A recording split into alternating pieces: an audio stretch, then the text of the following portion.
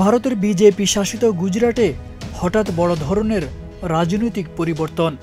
রাজ্যের মুখ্যমন্ত্রী ভূপেন্দ্র প্যাটেল ছাড়া তার মন্ত্রিসভার সব সদস্য একযোগে পদত্যাগ করেছেন। তারা মুখ্যমন্ত্রীর কাছে পদত্যাগপত্র জমা দিলে তা গ্রহণও করা হয়। ভারতীয় সংবাদ মাধ্যম নিউজ 18 এই তথ্য জানিয়েছে। 2001 থেকে 2014 সাল পর্যন্ত গুজরাটের মুখ্যমন্ত্রী ছিলেন বর্তমান প্রধানমন্ত্রী নরেন্দ্র মোদী। সেই রাজ্যে এমন হঠাৎ পদত্যাগ রাজনীতিতে আলোড়ন তুলেছে। যদিও সরকারিভাবে জানানো হয়েছে শীঘ্রই নতুন মন্ত্রিসভা গঠনের লক্ষ্যেই এই পদক্ষেপ নেওয়া হয়েছে। এদিকে বিজেপি সভাপতি জেপি নাড্ডা মুখ্যমন্ত্রীর বাসভবনে গুজরাটের বিধায়কদের সঙ্গে নৈশভোজে মিলিত হয়েছেন।